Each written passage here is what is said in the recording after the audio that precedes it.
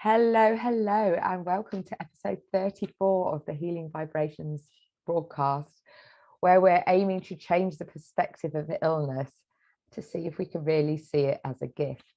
And today I am joined by an incredible lady by the name of Lilian Sjoberg, and she is from Denmark originally. She is a biologist, a coach, a therapist, and she is particularly helping people with chronic illnesses deal with their stress-related symptoms. And she's had some really interesting positive results with people with Parkinson's disease and also multiple sclerosis, which is why the two of us have hooked up, and to see if she can help me on my journey as well. So welcome, Lilian. Thank you for joining me.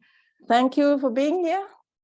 An absolute pleasure. So you said that you're a biologist. So what actually led you to this work?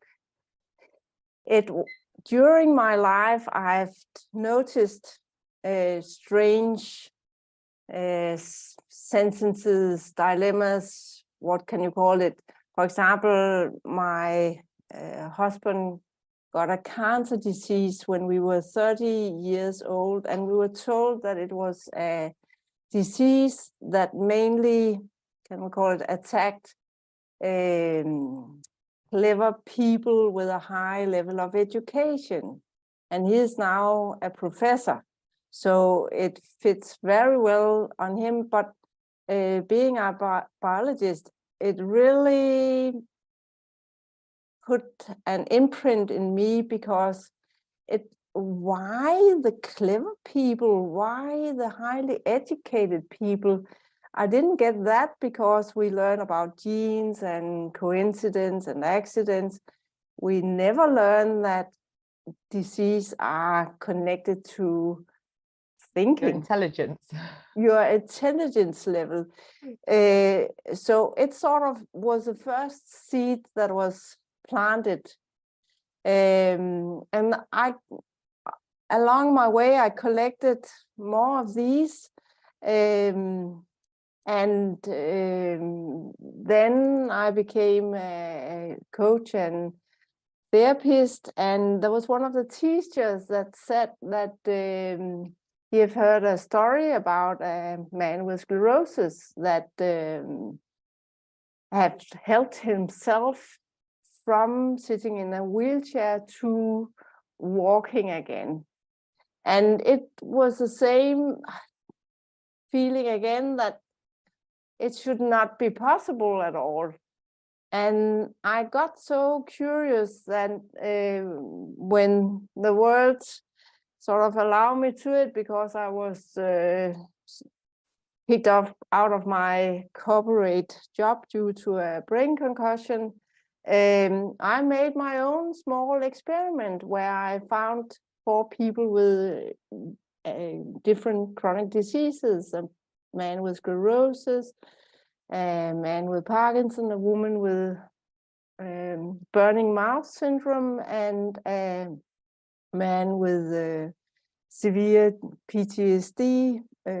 He was a soldier, and I gave them 5 long sessions each. I was new coach and therapist at that time, but I was pretty amazed myself what I could do.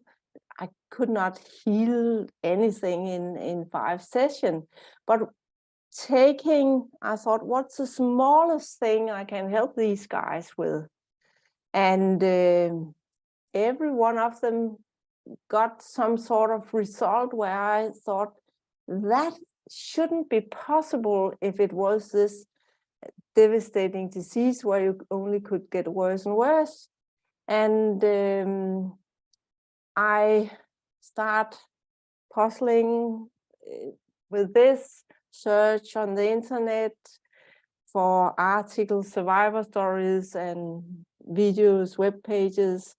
And the guy with sclerosis, he was too busy to continue, but the guy with Parkinson was living close to me, and we continued the work. And there's one interesting thing with Parkinson's, and it is they have this tremor. And when I did my job, I could settle down this tremor. And it was sometimes for minutes, sometimes maybe for half an hour, and maybe until I left. And it was just the only thing I, as a coach and therapist, can do is reducing stress. So I continued my journey, finding more and more evidence about what was going on. And me being a biologist, you call it snapped. I connected the dots. Yeah. And it is that, yeah, we of course are part of the mammal kingdom, or whatever you call it. So we have the same stress responses as the animals. So we get caught up in fight, flight, and freeze, as well as the animals. And it can be pretty strong. You can see in animal movies that they can become looking close to death. And that can be a tiger biting in them. And if the tiger gets disturbed, they can run away within a few seconds. Yeah, well, you shared with me a video of that. Maybe we can share that afterwards, because it's quite powerful, really, isn't it? You think that the poor deer is done for, and then it's not. Yeah, you think it's completely dead, and Yeah. then it was, the predator was disturbed, and then a few minutes later it was running away again. And animals are, it's sort of part of their day-to-day life. They get scared, they run away, they fight, or if it's too much, they do this freeze where they are seemingly dead. And we have the exactly same instincts, the same way of reacting, but we are not behaving in the way as the animal. We do not fight with our boss. We do not run from our spouses, not as a normal part of it anyway. And we do not let this freeze have its it manifests in a different way, doesn't it? Yeah, but it's because we do not behave like animals. Yes. Well, we're not running, we're not fighting. No. And the freeze, we get just scared of it instead of just, okay, now I'm freeze, I must sort of just wait until my body starts again. So working with this theory, I found that it was a big part of it, and I call it our superpowers instead, because if it wasn't for these instincts, we were not sitting here today, because it's all the scared people that are left, all the calm people, they just said, oh no, this predator, it's a long distance, we'll just sit here. And then it's the guys that got eaten. So all the calm people got eaten, and we are all the scared, fearful left here on Earth. And that's why it's a superpower, because we survived due to this. But we don't understand it today. If someone yells at it, you don't start to get angry, or you don't run away, you just stay, you put yourself in a freeze state and get scared when your body also reacts like that. So we're in then a sort of chronic stress, isn't it? It's not like we have a stressful thing that we then either run from, fight for, or get out of because we're frozen, and then move on, because animals just sort of almost shake it off and just carry on grazing the grass and being happy. Whereas we have our imagination, which, like you say, is a is a superpower as well, but it's not working for our advantage when we're in a place of stress, because we're ruminating on what has been and what could be. And then there's another phenomenon, and I brought this sponge to illustrate it. So if we were an animal out in the wild, we would get scared or angry and then go back to normal. Get scared again. It's the meerkats you see in the desert, where they have a scout and he's cheeping out, weak, weak, and then they freeze and run to the caves and come back. So maybe 100 times a day, these animals have this cycle of being scared and releasing it again, maybe in the cave. But we as humans don't. So what do? We get scared. So, and it's like, because we don't release it. So it's like putting a rubber band on part. So this is maybe the time where your father hit you because you took the toys of your sister or something like that. And so you didn't go back. You got a small reminder here that people can do that sort of things. Then in school, there was maybe a bully that teased you because you have glasses and red hair. And then you had one more restriction on you. So it gets more and more difficult to get back, and then you maybe were in an act in the school, and you were blamed because you were not very good as a princess, and got shameful due to this. So the more of these restrictions, the more difficult it is to sort of get back again, bounce back. That's good. So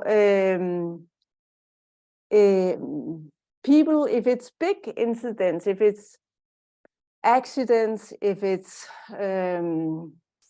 people dying, we call it a trauma. But if it's small things, and you can nearly, the things I've mentioned, it's nearly normal. Here it's your spouse that were cheating with another woman, maybe.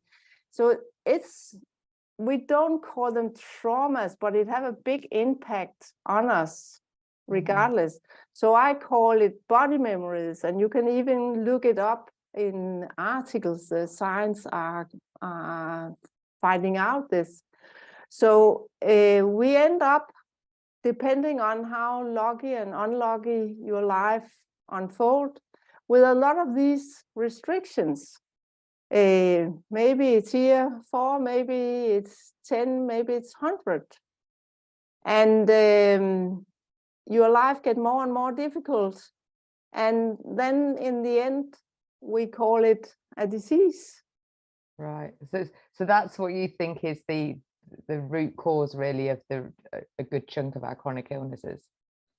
Yeah, it's partly how we deal with the day-to-day stressors, but a lot of it is this body memory, because every time you see a person looking like the man that betrayed you, you're reminded unconsciously about this episode. Every time you see a dark-haired man that looked like the one that bullied you in school, you're reminded about this and get the same feelings. So, and maybe you are, a lot of Parkinson people are scanning their surroundings for people that could hurt them. So you are reminded about these things going around in your daily day, and get the same feelings. And then your body get compression here. It's more and more difficult to bounce back.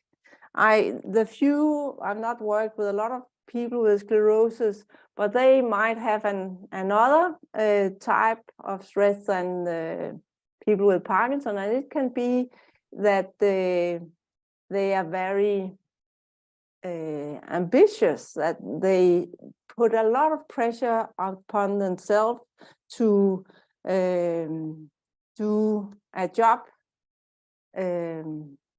very good. Mm-hmm. Let's just keep it with that. But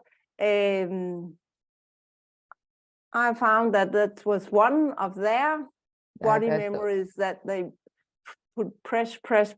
I must be better, faster, do this job. So that's another type. It's sort of, you can call it a positive stress, the urge to do a lot of things. And then for every situation, it has a small impact on your body.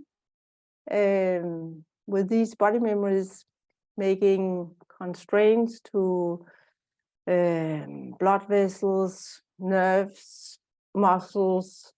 So the Parkinson people, they can get stiff in an arm or a leg, and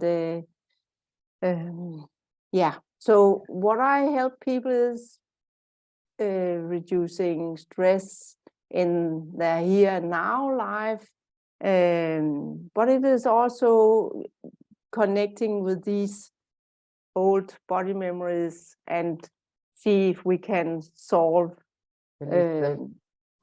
heal that problem by connecting to the feeling and sort of see what could have been done instead at that time. And then life get a little easier, but if there's hundreds here, it of course takes a while. time. Yeah. So it's very short what I found out. Right.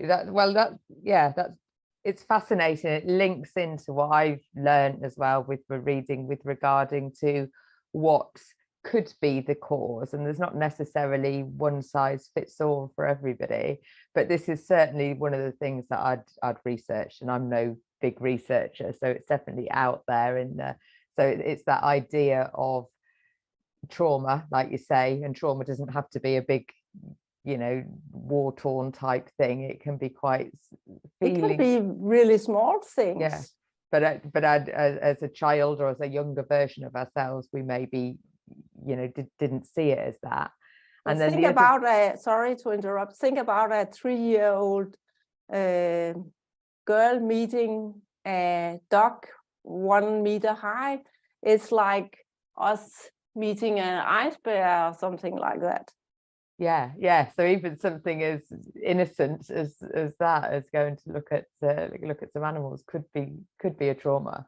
Yeah, absolutely. Well, the grown-up cannot see it, but because it's just a puppy playing with a girl. But if she was fearful the first 5 minutes, they have no idea if she was or not.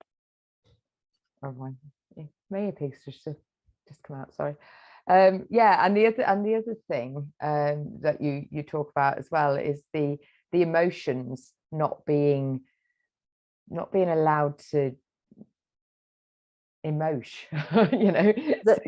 These body memories always come with a feeling.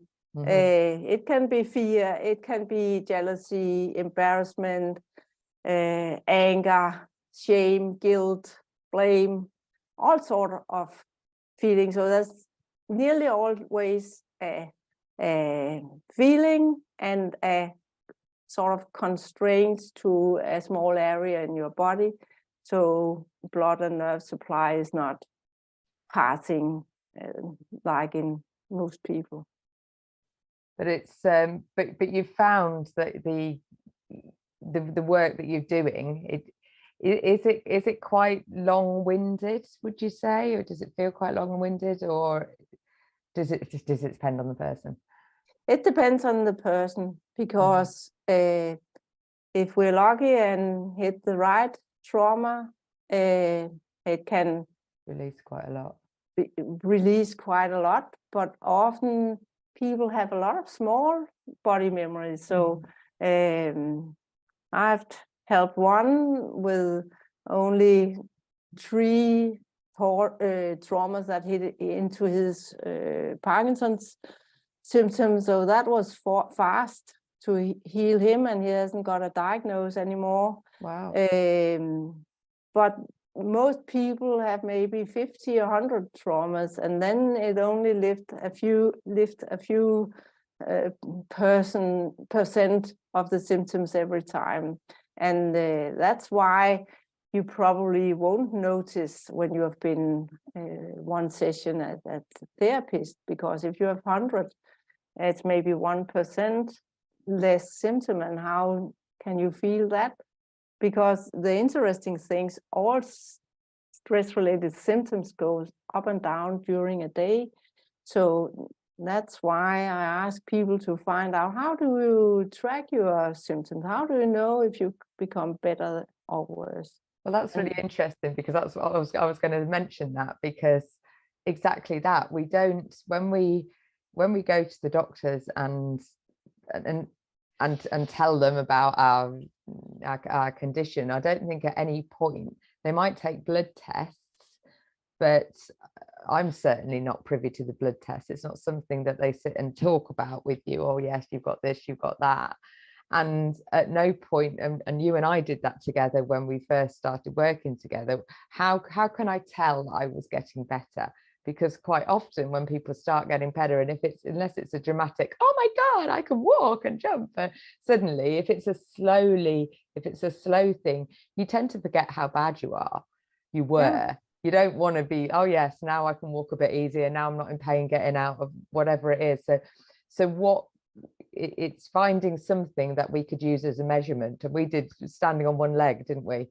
See how long I can stand on one leg for, because the thing that I struggle with is walking, which involves standing on one leg as you're lifting the other leg up. So it's the actual, that part is the tricky bit. So we did a little bit of that, and just so next time we can measure again. Has it got better? Has it got worse? Has it stayed the same? So, but it gives us something to go on. So it's one of those ones that I wish, when I very first got diagnosed, that I thought about it, but I never did it. And the doctors don't ask you to do it, so you don't, but actually record these type of things down. So how long can you stand on one leg for without falling over? And we do best of 3. So it gives you a bit of an idea, because then over the period of your diagnosis or your time experience with the particular illness, you can then see, are you getting better? Are you getting worse? So if you're at the start of your diagnosis, or wherever you are, it doesn't matter, just start from where we are and start noticing or writing down or taking photos of, or some way of documenting where I am now, and how will I know if, what would better be for me. So I think that's definitely worthwhile. Another thing that's come to my awareness recently is that in every disease, you have people that in sclerosis, you call it attack, that only get one attack in lifetime, and that's it. And then you have people getting yearly maybe, or more often. And what is interesting is, what is the difference between these groups? Why are some having a lot and some only one? And not that I'm a specialist in sclerosis, but maybe the guys that connect this either by, maybe they stop a stressful job and then they are sort of out of their stress, but maybe they can see the connection between their stress and stop some of it. Or if you have had an ill child that become good again, then the stress is maybe... the stress sort of disappears, and therefore... But it's being curious, being nerdy with this, because I would guess it's similar as with Parkinson. It's not that the doctor come and say you have a 5% chance that you will only get this attack, and never again. You have 30% risk of getting 2 attacks and only being able to walk but not run for the rest of your life. And you have 40 or what's left % risk of ending in a wheelchair. I guess you don't get that sort of diagnosed, because that could be interesting, because we want to be in the best group, so you can start, how did she do, or how did the small group, how did they do it? And we could start to make interview with them, ask them questions, what did they think, what did they do? But I guess you're kept in the dark. I mean, people with cancer disease, they know how many percentages survive and how many percentages die, but you are sort of just one blurry mass of people that. I do know of people that have had some quite horrific ways of delivering the diagnosis, having the diagnosis delivered to them. So Matt Rowe, who I interviewed last week, was basically told he got primary progressive multiple sclerosis and expect to be in a wheelchair in 6 months. Yeah. And they didn't give him any idea of percentage, if that was true. I don't even know if they actually have those figures, because they don't ask. They don't collect it, but they should do it. Yeah. So we could learn so much. And I'm pretty sure, like in Parkinson, you have people you can meet and they say, I've had sclerosis for 40 years, but they can still walk. And then you can meet other people that are pretty bad after 5 years. So that's an area where it's very interesting to dig into. Because I think you're right, when it is around the stressors. And because I don't think at any point during my diagnosis was stress even talked about as it was quite interesting prior to my diagnosis, when I was having numbness, it was, maybe it's just stress. Yeah. And then when it went away, I thought, oh, maybe it was just stress. So, but actually there's no just stress, is there? No. Stress actually is creating something. So if we took a little bit more time to delve into the stress and how we're reacting to it and how we can alleviate it, whether like you say, whether that's getting a different job or moving house, changing partner or something like that, or even just doing some breath work and recognizing that actually we might not be able to get rid of the stressor, but we can control how we react to the stressor if we do that consciously and recognize it. And at no point that is talked about. And there's another thing, when there's a person saying to you that you will become worse and worse and end in a wheelchair, it's called nocebo effect. Mm-hmm. If this person instead say, well, I'm 2 years, you are up running again, then it would give you some positive energy. But these people are putting doom on you, that there's only one direction. And it's in Denmark we had not helpful. It's not helpful. And in Denmark 400 years ago, we have women burned on fires if they told that the cattle on the farmers' fields will die in winter. Oh, right. So back then it was you weren't allowed to talk about doom things. No, and why is that allowed? It should never ever, because every person have their own unique chances and risk, and how would they spend their life? Would they, like you, spend a lot of time finding out the positive way of being here in the world, or would they just sit and smoke cigars in a chair? I mean, it's up to us. Absolutely. And what we believe, then we might not be aware of it, but what we actually believe then will move towards what that belief.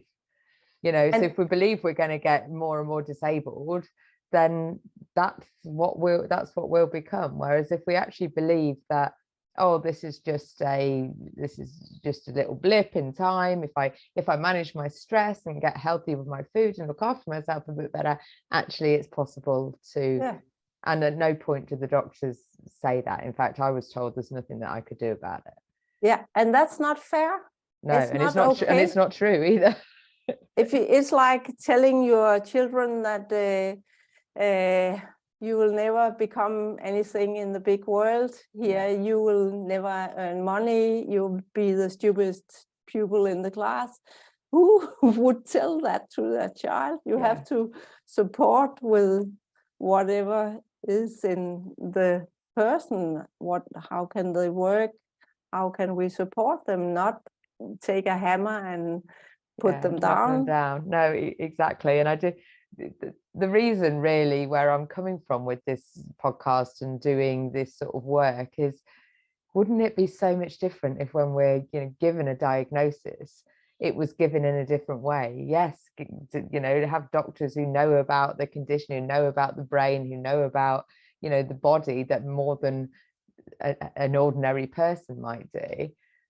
But they don't, they're missing a piece, aren't they? They're missing the emotional piece. They're missing a belief piece. They seem to try and ignore the placebo and nocebo effect, but that's the most powerful thing.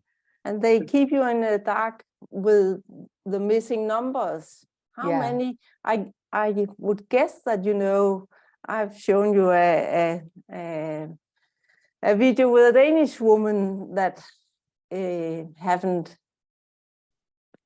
felt her symptoms in, I don't think it's 10 years or something like that. So it's important to hear that these stories. Yes, that is. So because then we can ask why, how, what did they do? What did they do differently? Yeah. Yeah. Yeah, and it's not. It's even the you get given an MRI. And the MRI but at no point has anyone sat down with me, showed me my MRI, showed me where the lesions are, showed me what that actually means. And that even that process might then, oh, that's interesting. So going through, where are they in your body? Where are your symptoms? Because with multiple sclerosis, and I'm sure the same with Parkinson's, there's not one symptom that everybody experiences. No. Everybody experiences it in a slightly different way. They call them snowflake diseases, don't they? Because they're all different. Yeah. But even that aspect, why is it that it's my legs that are affecting me, I don't get tired? And other people hit a brick wall in fatigue and literally can barely get out of bed. So there are very different ways of it manifesting in people's bodies. And even that is a clue to the whole thing. I'm seeing if I could find, so I have a picture here. Maybe, is it okay? Can I share it? You can share away. So one thing I found out is that diagnoses are to symptoms what star constellations are to star. It's humans groupings. Yes. So some sclerosis symptoms overlap with Parkinson's. Parkinson's overlap with some mental anxiety diagnosis.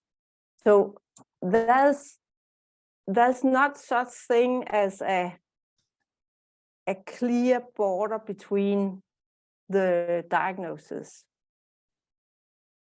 For example, I think in Parkinson, you need to be 30 persons in the same room before you can find one that has the same symptom as you. Wow. So what I found out is that if we let go of the old belief of this physical and mental disease, because there's a lot of diseases that sort of fall in between here, and it's the stress. And I think because there's a lot of people with multiple sclerosis deal with anxiety and depression because and it's obvious when you think about it, because if all of a sudden the path that you were on is no longer open for you, you can't walk, you can't run, you can't do the things that you did easily a little while ago, then that immediately brings up uncertainty. It forces you down a road that maybe you didn't want to go to. I mean, I talk about this illness being a gift, but at no point did I say it was a wanted gift.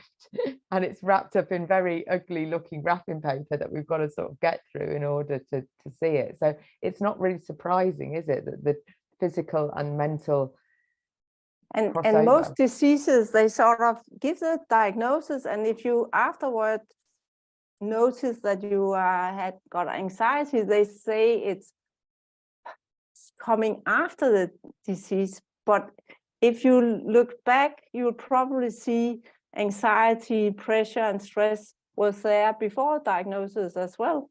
So if we disregard this very sharp border, because we have all this stress that is, you can call it mental fear, pressure, but it have an impact on your body.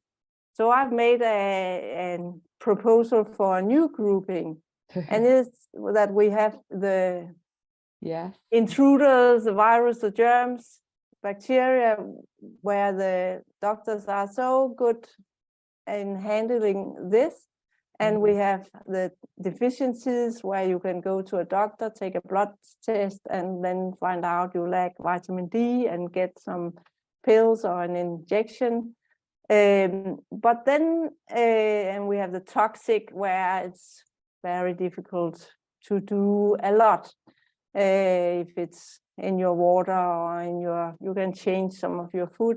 But then we have these stress diseases, and they even overlap with these things, because if you have a relaxed body, it's easier for a calm body to pick up the minerals in the food. But if you are stressed, it's not.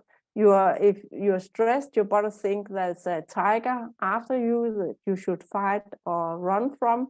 Then it's not the idea you should use any energy on uptake from your digestion system. Yeah, so the digestion system, and also the your immune system doesn't do its repair jobs, does it? It doesn't No, do its restore because and repair, because it's getting ready to fight for your life.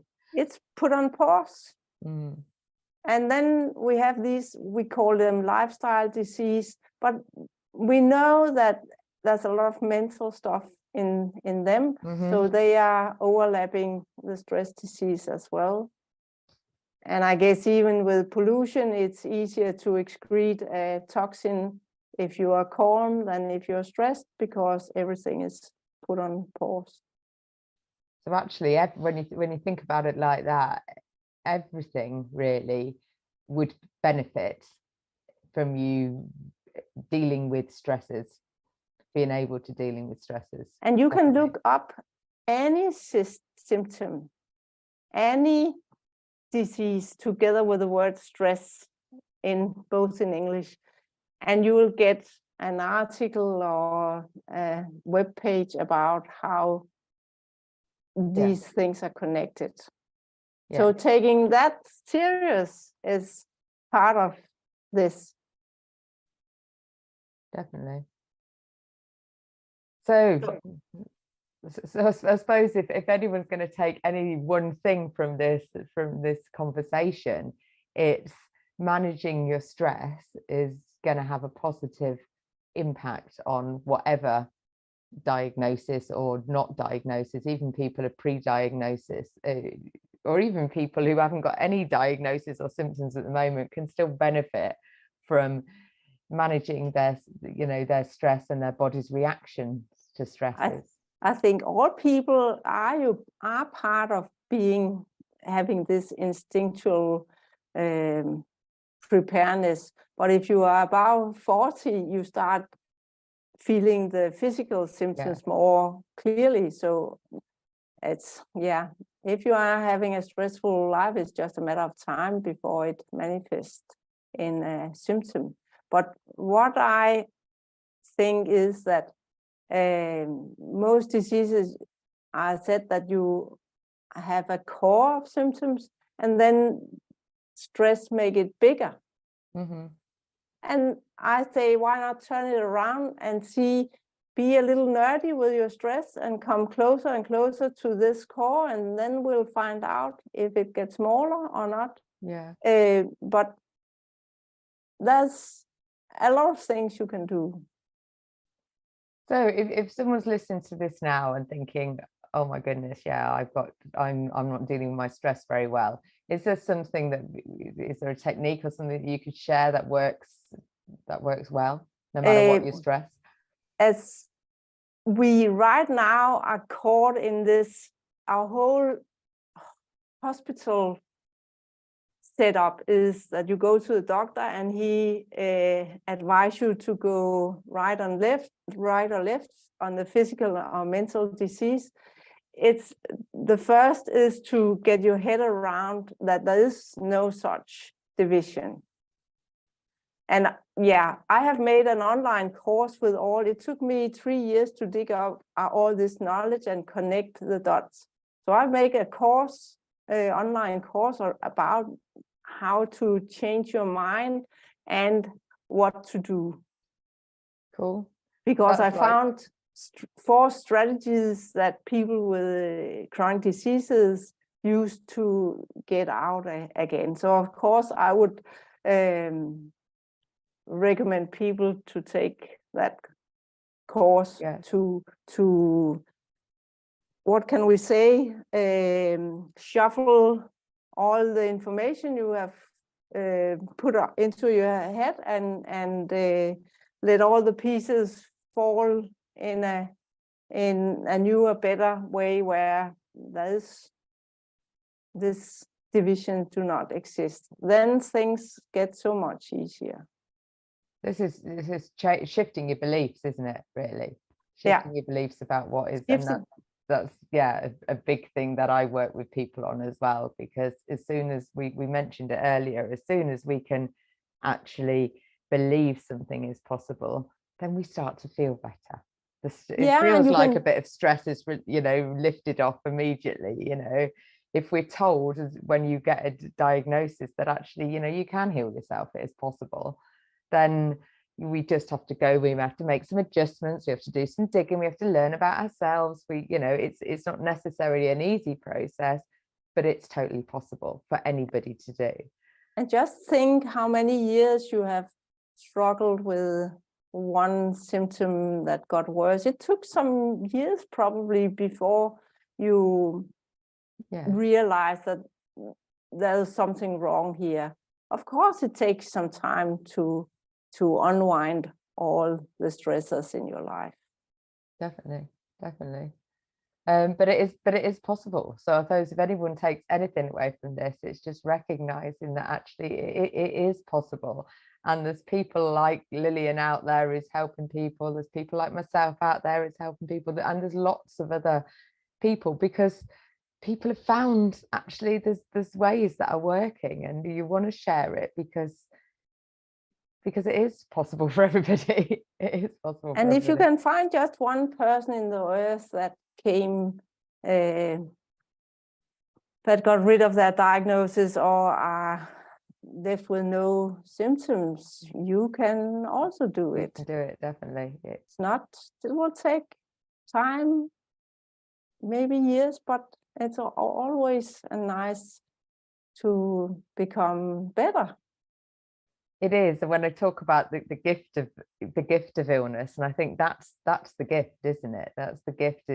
It forces you, or it's forcing me to look inwards for answers, and to recognize that actually with a shift of belief and a shift of just allowing myself to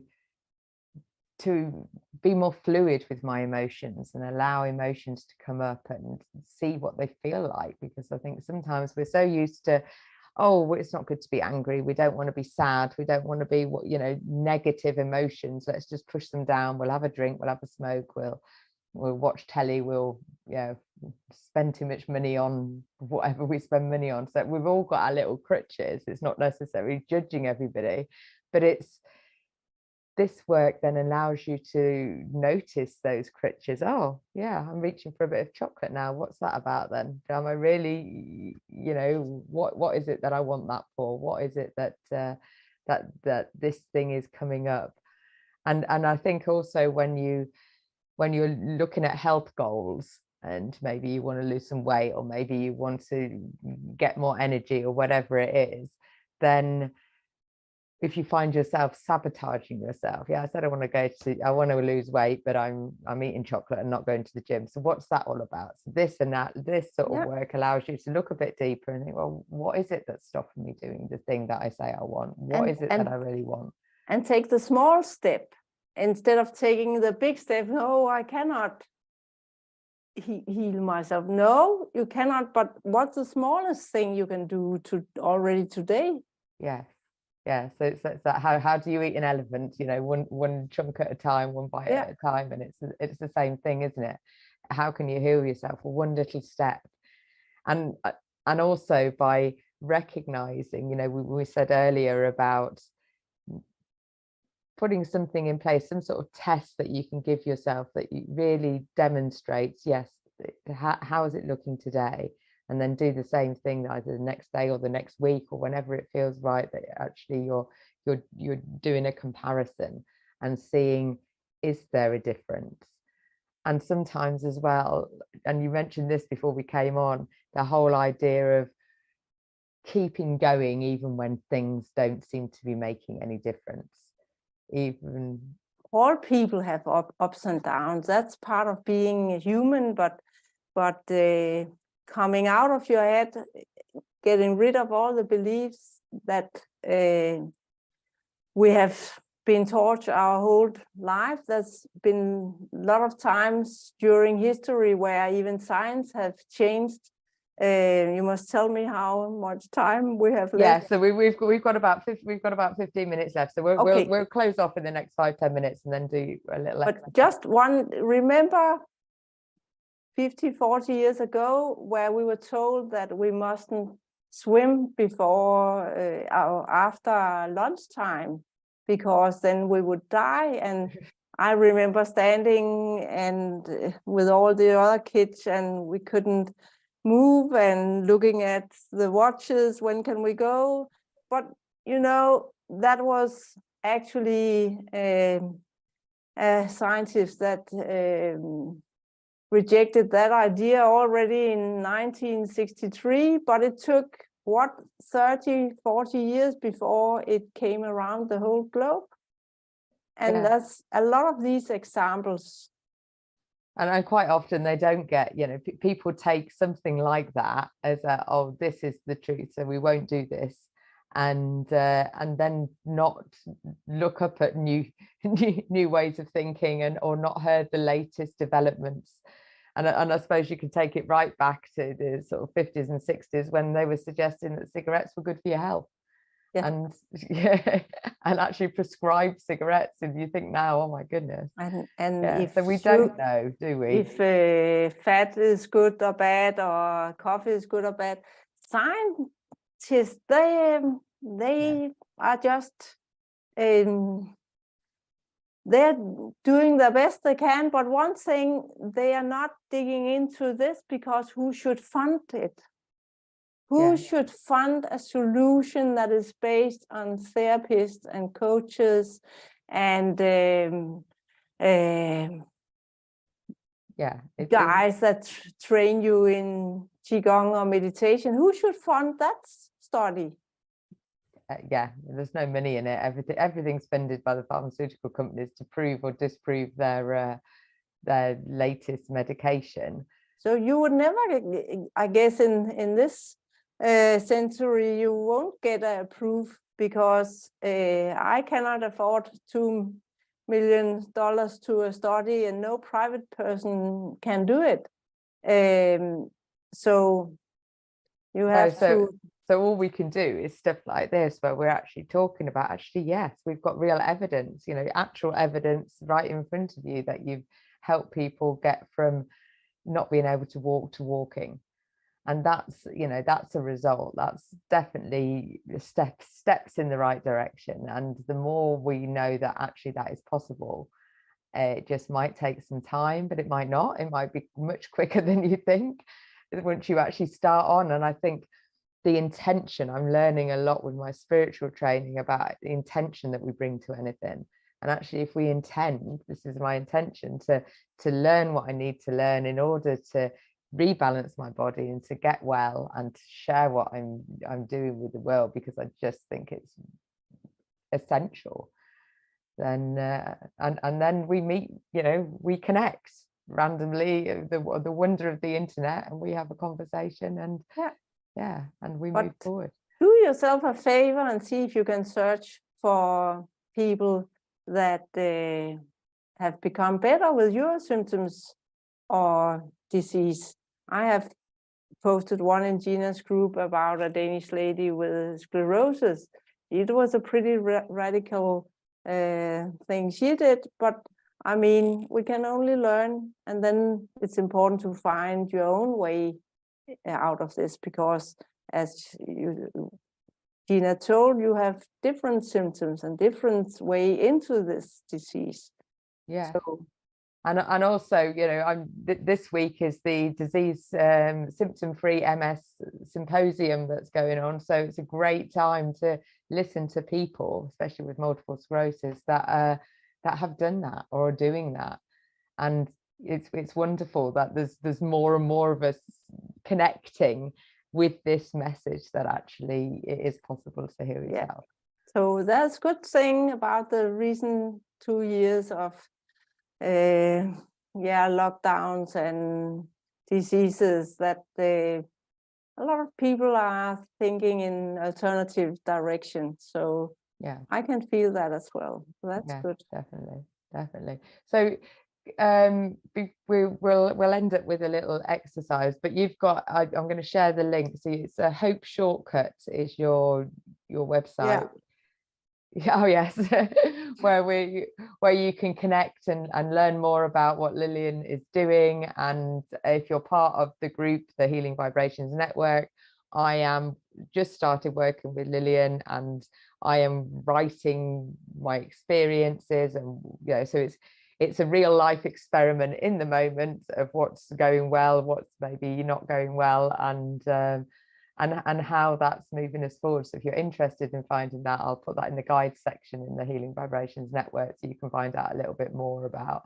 And feel free to ask any questions at all in the comments, and we'll make sure we'll go back and pull up any comments and questions that you may have, because it is important and it is possible. I think that's the big message that's coming out with everybody that I speak to, that it's possible. It's possible. I'm possible. And then I have 10 minutes to...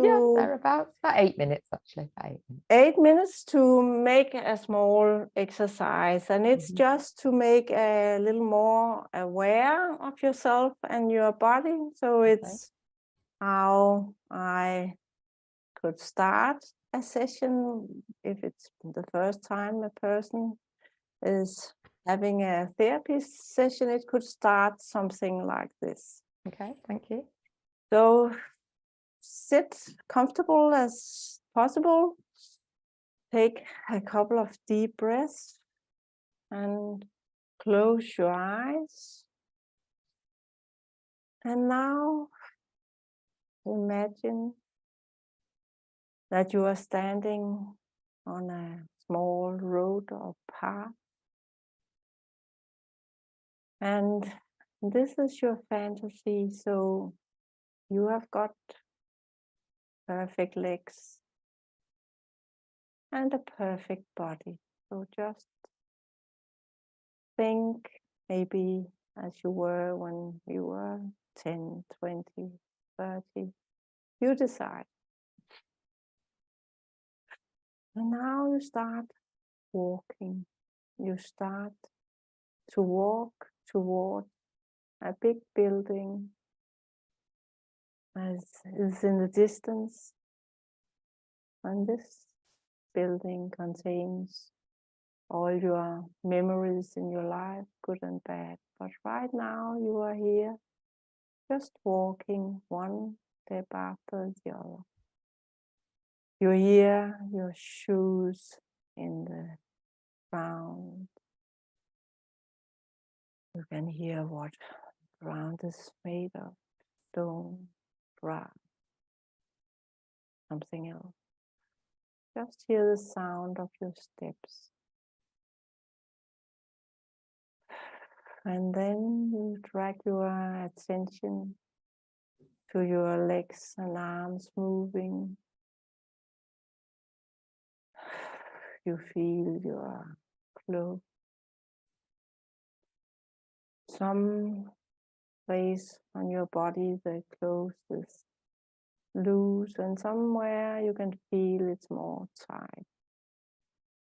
Maybe you can feel or hear how the fabrics is touching each other from your arms, body, and from the knees, one knee to another. You're getting aware of all these small signs from your body. Feel how it is to just walk here. Feel how it is to be you walking in this fantasy walk of yours. Now you take your attention and look around you. See what's here on this path. Plants, trees, houses, roads, people. Just notice what you are passing. Looking from one side to another, taking in all the details, colors, like you later should give a description of it. Be mindful here and now and see all the small details in whatever you're passing. And feel if anything of these things are giving you a emotion, happy or sad or something else. Continue to take these deep breaths, and for every step you get more and more relaxed. Now you turn your attention to the sounds. Is there anything here you can listen to? Birds, cars, people, children. I don't know how it looks in your path here. For every step, you're getting more and more relaxed. And then you can feel the moisture in the air. Is it wet? Is it dry or in between? And look up in the sky. If there's cloud, blue, if you can see the sun or not. And you just walk ahead towards this house, getting closer and closer in your own pace.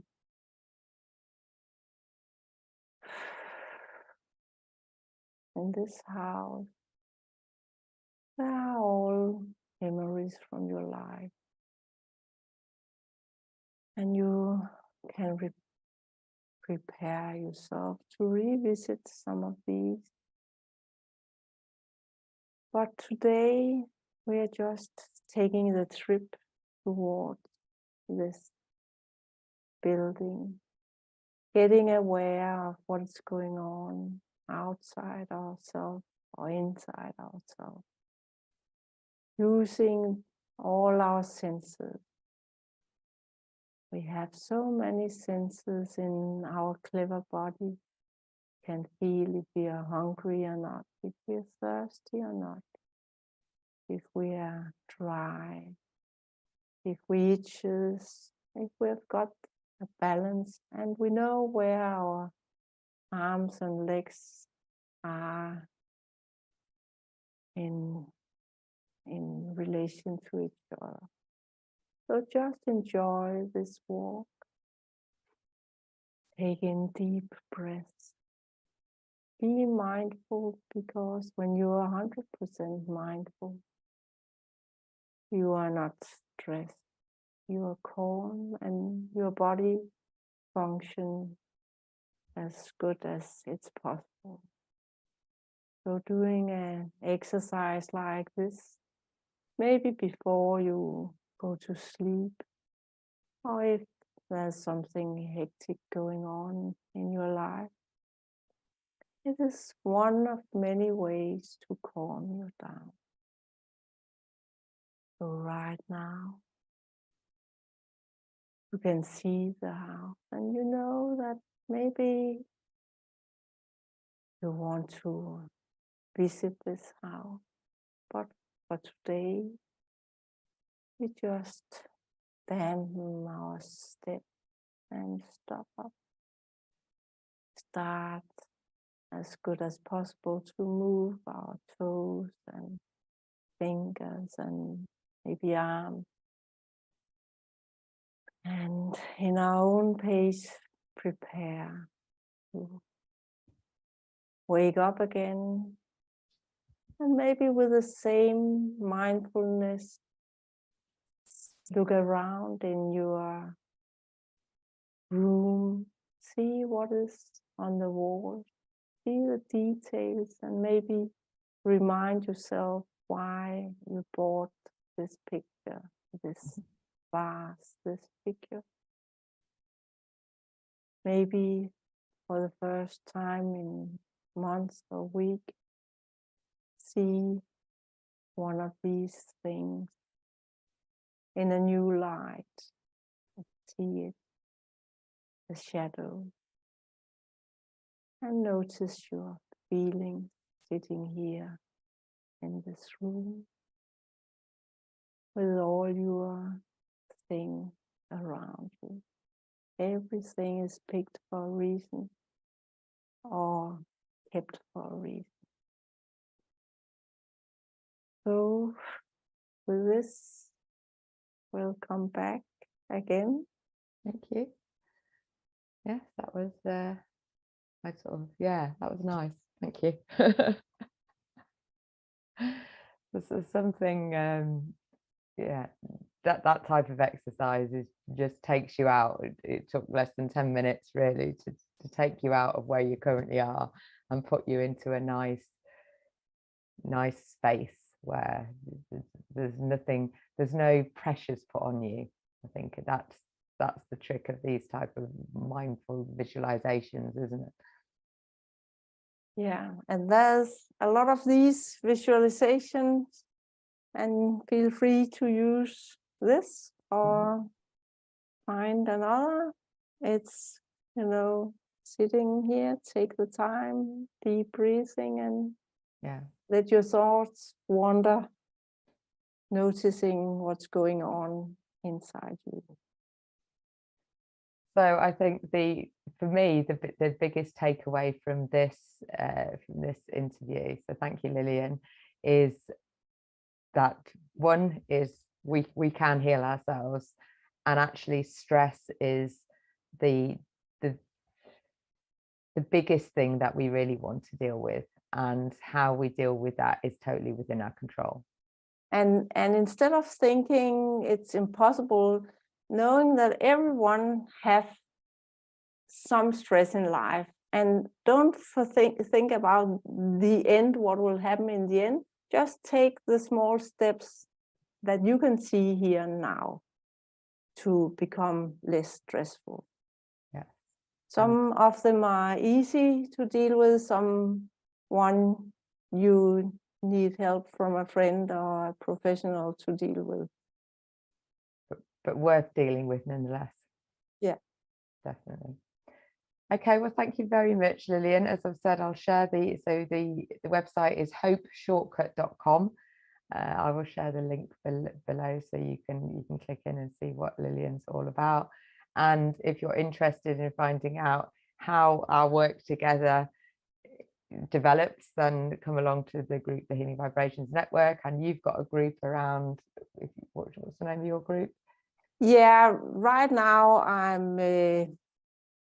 learning people about stress, how to recognize stress. It's one important aspect, and how to deal with it. And I have got lots of plans, and Gina is part of them, because I think it's important that we collaborate about this, because there's 1,000 people in my group and 1,000 people in Gina's group. But if we're together, if we were 5,000, 10,000, there was so much more we could help each other with as professionals, and towards you guys, because we need to be an alternative to the established world, because yeah, they're not coming up with a lot of new, I guess, in sclerosis either. So no, absolutely. And the medication that they're offering is very hit and miss, and also tends to come with its own set of problems, so you then got more to deal with. So yeah, this is worth looking at 100%. And once you start on that journey and start discovering things about yourself that you didn't know, or you were forgotten or were hidden, it does become a gift, doesn't it? It does, as you start discovering what it is that makes you you. I think that's the gift of illness, if you allow it. Definitely. Brilliant. So thanks, Lilian, for joining us today and sharing your wisdom with us. And if you want to connect with Lilian, that's her website, hopeshortcut.com, and just comment below and we can. And I've got a Facebook. It may be easier to connect in that, but we'll put a link. Yeah, we'll put the links in so you can go visit and find out more, because it's possible. It is possible. Thank you.